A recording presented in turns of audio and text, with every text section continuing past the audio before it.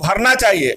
जो हमारे लोग क्वालिफाइड हैं, जो बीपीएससी क्वालिफाई किए हैं और जगह यदि खाली है तो उन्हीं बच्चों से वो सीट को भर करके पूरा करके जल्दी उन्हें नियुक्ति पत्र, जो परीक्षा क्वालिफाई भी किए हैं उनको सरकार को समायोजित किसी भी हालत में करना चाहिए। हम यह सरकार से मांग करते हैं।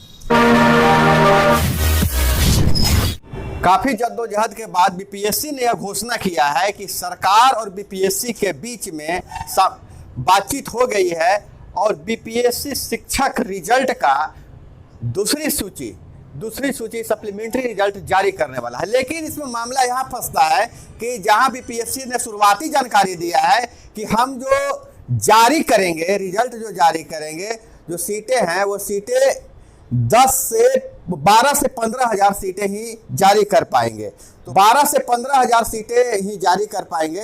लेकिन जैसा जीतन राम मांझी और चिराग पासवान ने आरोप लगाया है, जीतन राम मांझी ने तो यहां तक कह दिया है कि मात्र 20,000 बिहारी युवाओं को ही नौकरी मिली है शिक्षक की, बाकी सब सरकार घाल मिल किया है। उधर चिराग पासवान भी इस मामले को लेकर बहुत ही मुखर हैं और उन्होंने कहा है कि बीपीएससी शिक्षक बहाली के नाम पर सिर्फ के सिर्फ घोटालेबाजी हुआ है और लोगों को बहलाया जा रहा है, सिर्फ आयोजन बड़ा किया जा रहा है और इस नीतीश कुमार इसको भुनाने के लिए एक महोत्सव का आयोजन किया और जितना नौकरी दिया है उससे ज्यादा इसके आयोजन पर खर्च कर चुका है।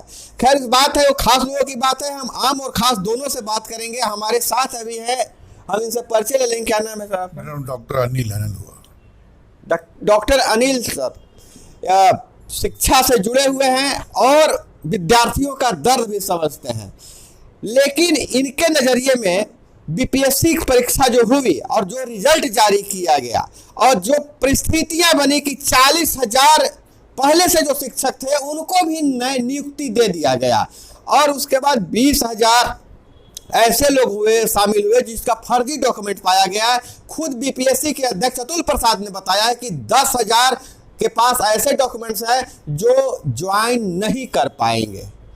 और वहीं अभी तक जो जानकारी मिल रही है, जो बीपीएससी ने जानकारी दिया है कि जितनी वैकेंसी थी उसमें से 12,000 लोगों का रिजल्ट नहीं जारी किया गया था। तो ऐसी परिस्थिति में बहाली के लिए आपके विचार क्या है? मतलब यह बहाली जो हुई है, जो रिजल्ट जारी हुआ है, इसमें कहाँ कहाँ कंट्राडिक्शन है?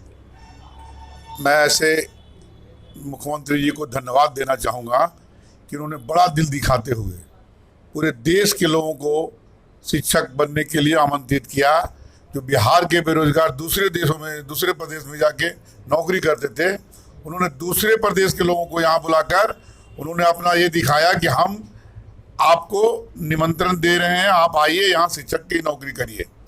जबकि हमारे मजदूर के बारे में जानकारी है, बहुत लोग को जानकारी है कि दूसरे प्रदेशों में जाके वो नौकरी करते हैं और ये प्रदेश हमारा बढ़ रहा है। माननीय मुख्यमंत्री जी ने जो अभी जो किया बीपीएससी के माध्यम से, जो भी किया, जो भी शिक्षक बहाल हुए, जो बहाल थे पहले वो भी बीपीएससी का परीक्षा दिया और वो पास किए, उनकी बहाली हुई है, ना कि ऐसे उठा के किसी भी अरू गरू लोगों को जाके एक मड़वा में दो तरह के चीज होगा। बाकी जो शिक्षक बीपीएससी के परीक्षा दे के राज्यकर्मी बनेंगे और यही मुख्यमंत्री कहते हैं कि बाकी जो लोग बच गए उनको मामूली परीक्षा लेंगे। तो एक मड़वा में दो चीज कैसे हो सकता है? जो परीक्षा नहीं दिए वो अपनी जिद पे अड़े थे कि मैं बीपीएससी का परीक्षा नहीं दूंगा, मैं क्यों दूंगा, मैं तो ऑलरेडी शिक्षक हूँ। जबकि ये जो बीपीएससी से गए वो नियमित शिक्षक होंगे, ना कि नियोजित। तो नियोजित जो परीक्षा देके जाएंगे वो नियमित शिक्षक होंगे, वो सरकारी कर्मी होंगे। अभी जितने भी बीपीएससी से जाएंगे वो क्या होंगे? बीपीएससी से जो आएंगे वो सरकारी कर्मी होंगे। और जो परीक्षा देके जो अभी जाएंगे मामूली परीक्षा देकर वो क्या होंगे? मामूली परीक्षा क्या, फिर से परीक्षा बीपीएससी लेगी। और बीपीएससी के मुख्यमंत्री जी ने जैसा घोषणा किया है कि हम मामूली परीक्षा लेंगे, बीपीएससी नहीं लेंगे। और राज्यकर्मी मुख्यमंत्री जी जो बोले हैं उनका कहना है कि बीपीएससी के ही माध्यम से जाएगा, मगर मामूली परीक्षा मतलब वो जो परीक्षा होगा वो जो जिस तरह का जो शिक्षकों के ऊपर, जैसे बीपीएससी का जो परीक्षा 2-3 चरणों में होता है, एक ही चरणों में उन्होंने परीक्षा लेके उनको शिक्षक की नौकरी दी जाएगी। शिक्षक की नौकरी तो है ही, मतलब उनको मतलब राजकर्मी का दर्जा दे दिया जाएगा। तो अभी अब सुने कि इनका पक्ष यह है कि मुख्यमंत्री जी ने बहुत अच्छा काम किया है और दूसरे प्रदेशों के लोगों को भी नौकरी दिया है। मतलब मुख्यमंत्री अब नेशनल लीडर बन गए हैं, ग्लोबल लीडर बनने की ओर दौड़ रहे हैं। और सवाल लेकिन यह है कि जब बिहार के लोग ट्रेनों में भर भर के मजदूरी करने जाते हैं तो वहां महाराष्ट्र में मार कर भगाया जाता है, तो हम मजदूर सप्लायर रहेंगे और शिक्षक को आमंत्रित करेंगे, सरकारी नौकरियां हम शिक्षकों को देंगे, शिक्षक की जो नौकरी है दूसरे प्रदेशों को लोगों को देंगे। तो अगर कहा यही जा रहा है कि शिक्षक बनना है तो बिहार आइए, अगर घंटी बजाना है तो यूपी जाइए। आपका क्या कहना है? इंजीनियर सुंदर साहब हमारे साथ बहुत ही मुखर नेता है। अभी जो बहाली हुई है, यह बहाली में जो भी गड़बड़ियां हुई हैं और उसमें जितनी भी गड़बड़ियां हुई हैं, अभी परीक्षा में जो शामिल हुए उसके मेरिट लिस्ट से लेना चाहिए। मान ली 20,000 या 25,000 गड़बड़ियां हुई, जिनकी नियुक्ति अभी नहीं हो पाई है, उनका रिजल्ट नहीं निकला है। फिर से जो परीक्षा हुई है उस मेरिट लिस्ट से उनकी सूची जारी करके और प्रकाशित करके उनको जल्द से जल्द नौकरी देना चाहिए। अगर ऐसा नहीं होता है तो वैश्य चेतना समिति इसके लिए जनहित याचिका दायर करके उनके लिए मांग करेगी, क्योंकि यह बिहारियों के लिए जनहित में कार्य है और बिहारियों के लिए यह जरूरी है कि असंतोष होना बहुत खराब बात है। ये समाज के लिए, राष्ट्र के लिए और राज्य के लिए और माननीय मुख्यमंत्री जी के लिए भी खराब बात है। जनहित याचिका दायर का भी आपके जो छात्र हैं पटना में धरना पर बैठ गए हैं।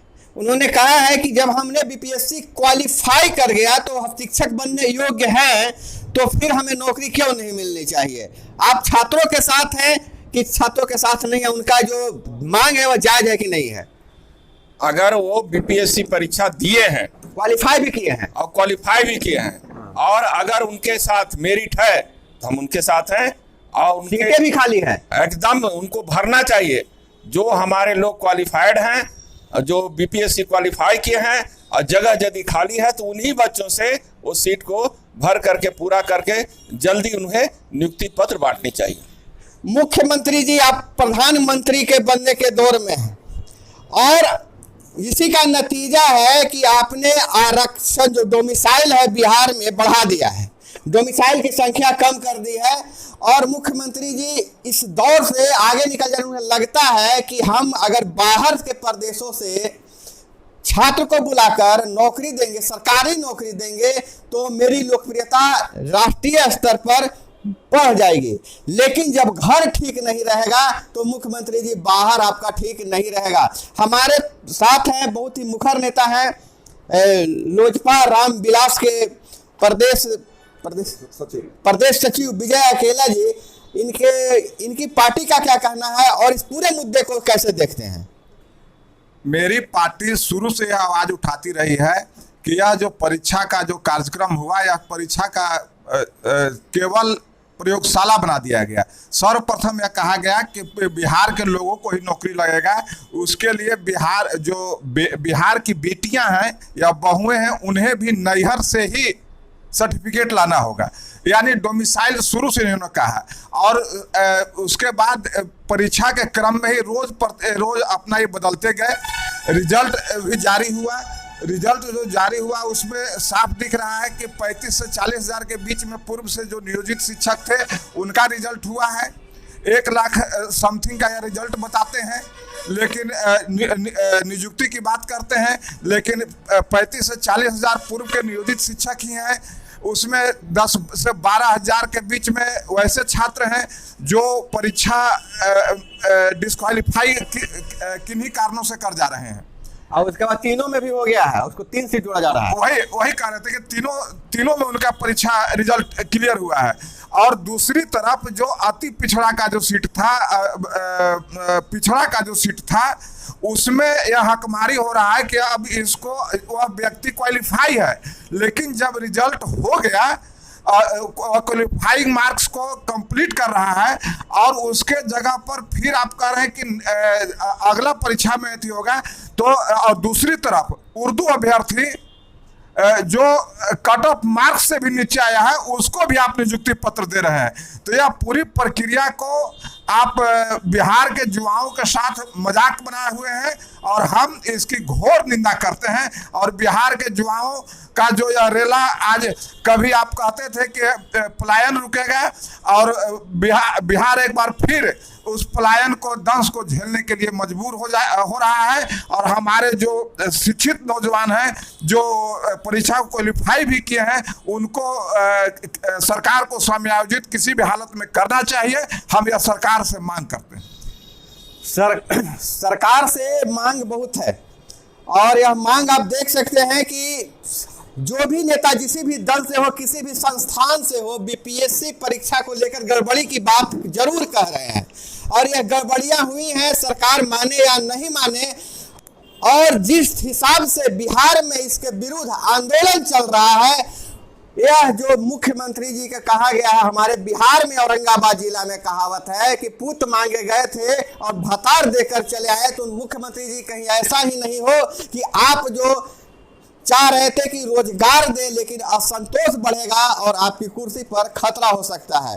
खैर, आज फिलहाल इतना ही। आपने सुना सभी लोगों की राय हम आपके पास लेकर आए हैं। आप लोगों से गुजारिश है, आप अपना विचार मेरे कमेंट बॉक्स में दे सकते हैं और हर वीडियो को देखने के लिए चैनल को आप सब्सक्राइब कर सकते हैं।